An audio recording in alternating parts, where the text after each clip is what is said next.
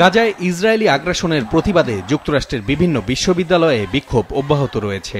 প্রথমে নিউ ইয়র্কের কলাম্বিয়া বিশ্ববিদ্যালয়ে ইসরায়েল বিরোধী বিক্ষোভ শুরু হলেও ধীরে ধীরে তা ছড়িয়ে পড়ে ওয়াশিংটন, ক্যালিফোর্নিয়া, কানেটিকাট, ম্যাসাচুসেটস সহ বিভিন্ন অঙ্গরাজ্যে। আইনি কার্যক্রমে বাধা দেয়ায় বিভিন্ন রাজ্যে এ পর্যন্ত কয়েকশো শিক্ষার্থীকে আটক করেছে পুলিশ। লস অ্যাঞ্জেলেসের ইউনিভার্সিটি অব ক্যালিফোর্নিয়াতে ইসরায়েল এবং প্যালেস্টাইনপন্থী বিক্ষোভকারীদের মধ্যে সংঘর্ষের খবরও পাওয়া গেছে।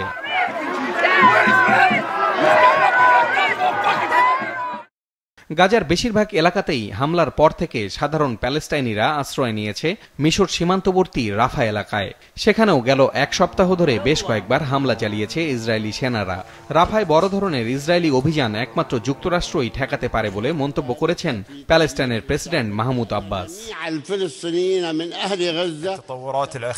গতকাল সৌদি আরবের রাজধানী রিয়াদে গাজা ইস্যুতে গালফ কোঅপারেশন কাউন্সিল জিসিসির নেতাদের সঙ্গে বৈঠক করেন মার্কিন পররাষ্ট্রমন্ত্রী অ্যান্টনি ব্লিংকেন। এ সময় গাজায় অবিলম্বে যুদ্ধবিরতির আহ্বান জানান জিসিসি নেতারা। গাজায় যা ঘটছে তা অমানবিক। ইসরায়েলি আগ্রাসন বন্ধ সহ সেখানে অবিলম্বে যুদ্ধবিরতির আহ্বান জানাই আমরা। গাজাবাসীদের জন্য ত্রাণ সরবরাহে আন্তর্জাতিক মহলকে আরো সক্রিয় হতে হবে। সব মিলিয়ে গাজায় স্থিতিশীলতা ফেরাতে একটি স্থায়ী সমাধানের জন্য আমাদের সবাইকে এক হয়ে কাজ করতে হবে। রিয়াদে ওয়ার্ল্ড ইকোনমিক ফোরামের বৈঠকে অংশ নিয়ে মার্কিন পররাষ্ট্রমন্ত্রী অ্যান্টনি ব্লিংকেন জানান, গাজায় যুদ্ধবিরতির জন্য ইসরায়েল যে নতুন প্রস্তাব দিয়েছে তা হামাসের মেনে নেওয়া উচিত। We are determined to do everything we can to bring an end to the terrible human suffering that we're seeing every single day in Gaza among children, women, men who've been caught in a terrible crossfire of Hamas's making.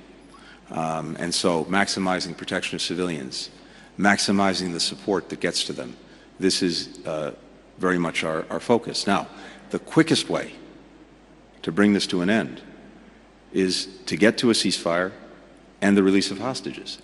Hamas has before it a proposal that is extraordinarily generous on the part of Israel. এদিকে হামাসের হাতে জিম্মিদের মুক্তির দাবিতে ইসরায়েলে বিক্ষোভ অব্যাহত রয়েছে।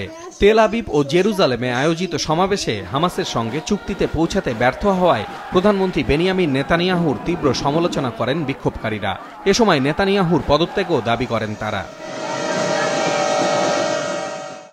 6.5 মাসেরও বেশি সময় ধরে চলা ইসরায়েলি আগ্রাসনে ধ্বংসস্তূপে পরিণত হয়েছে গাজা উপত্যকা। জাতিসংঘের হিসেবে অবরুদ্ধ এই ভূখণ্ডের 60% অবকাঠামো ক্ষতিগ্রস্ত বা পুরোপুরি ধ্বংস হয়ে গেছে। ইসরায়েলের বর্বর আক্রমণের শিকার হয়ে গাজার প্রায় 85% মানুষ বাস্তুচ্যুত। আর খাবার, বিশুদ্ধ পানি এবং ওষুধের তীব্র সংকটে উপত্যকার সবাই এখন চরম নিরাপত্তাহীনতার মধ্যে দিন পার করছে। পলাশ রঞ্জন রায়, মাছরাঙা নিউজ ডেস্ক।